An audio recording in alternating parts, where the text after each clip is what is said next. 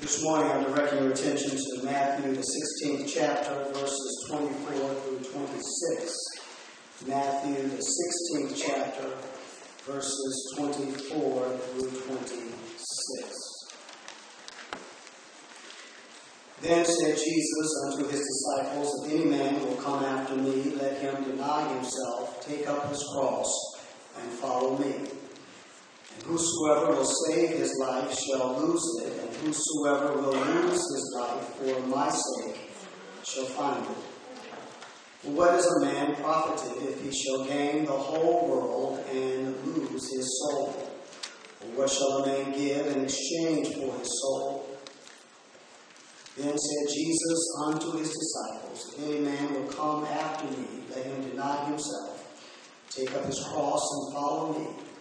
For whosoever shall save his life shall lose it, and whosoever will lose his life for my sake shall find it.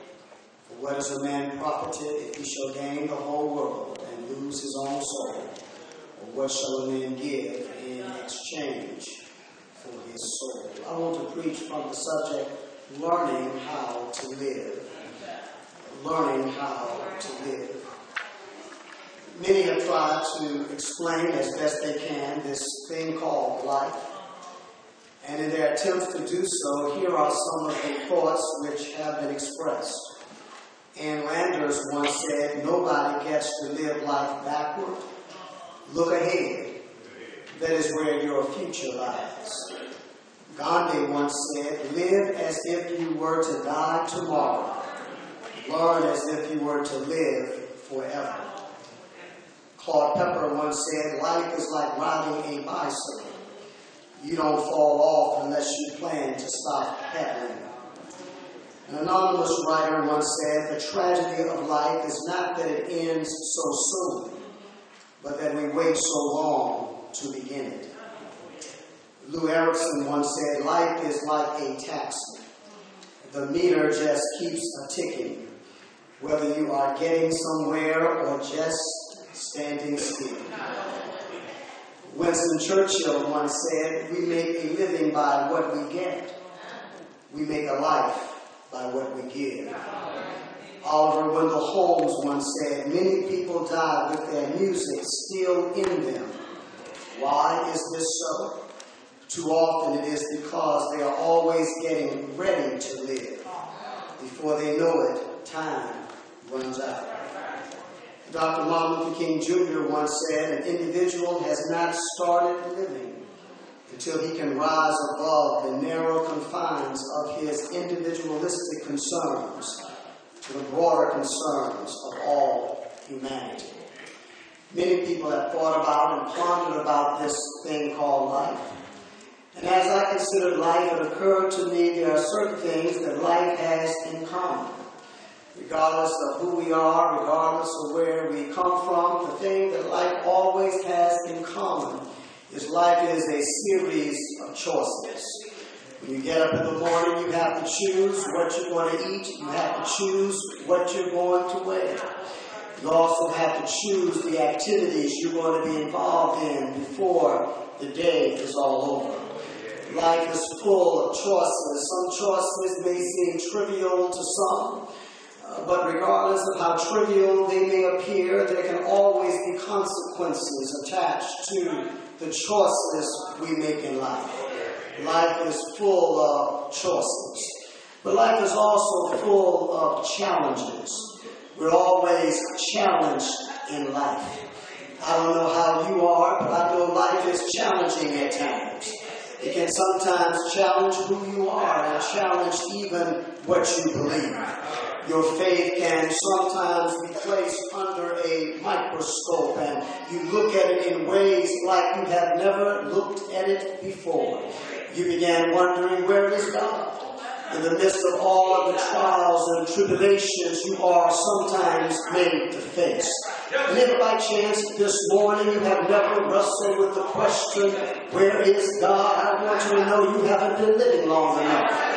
Because if you've been living at any time at all, there comes a time in all of our lives wherein we began wondering, where is this God we worship, and where is this God we serve? Where is the one in whom we lift up our hands and we give praise and adoration to? The reason is simply because life is filled with challenges. Life is also filled and is a series of contradictions. There are always contradictions in life. You're sometimes up and sometimes down. Sometimes you feel as though the sun is shining in your life. And then there are other times wherein there is nothing but rain falling all around you. There are sometimes you think your life is doing all right. You think you are doing fairly well. But then you discover the bottom falls out. Life is not as good as you thought it to be. And it is simply because life is filled with contradictions, joys and sorrows, light and darkness. It is all part of life and living. So because of the choices we have to make, the challenges and the contradictions, life is oftentimes filled with disappointments. We are sometimes disappointed with what life brings our way.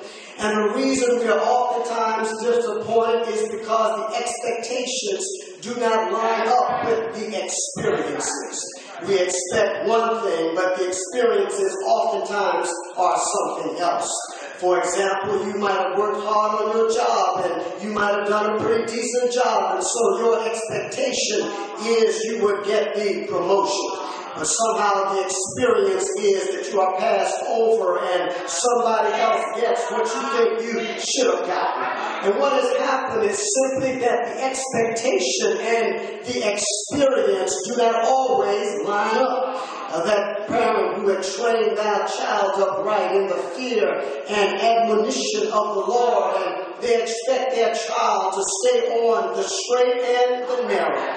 Then late one night they get a call from the local police department and they say, we have your son or daughter in custody. What has happened is that the expectation has not lined up with the experience. And whenever this happens in our lives, life is disappointing at best. And so we all have periods in life wherein we are disappointed. The wind doesn't always blow the way we want it to blow. The train doesn't always move down the track the way we want it to move. The truth of the matter is oftentimes the train hops the track. The train gets on a track in which you didn't expect, and the train starts heading in a direction you did not expect it to go. And that is simply because our expectations do not always line up with our experiences. But I want you to know this morning, you got to learn to take the bitter with the sweet. And that if you want to live this life, if you want to keep on living and not give up, you got to learn to take the good days with the bad days. The sun is not always going to shine in my life, and I've got news for you, it's not always going to shine in your life. And just because the sun doesn't always shine, it doesn't mean you ought to give up. It doesn't mean you ought to throw in the towel. But you ought to understand that's how life is. We all have good days, and we all have some bad days. We all have some mountains we must climb. And so here, Jesus Christ is trying to let his disciples know something about life. And what he's trying to let them know about this thing called life is, first of all, he wants to point out to them what life is not. Because before he can tell them what life is all about, he first has to tell them what life really isn't. And what the Lord begins to let them know is life is not about living in safety. It is not about being safe and secure. As much as we would like to have a safe, sane, and secure life, I want you to know this morning that is really not what life is all about. Note what the Lord begins to say to them as he explains what life really is. The Lord says, I want you to know life is not about saving your life. Because he says he that will save his life, he's going to lose his life.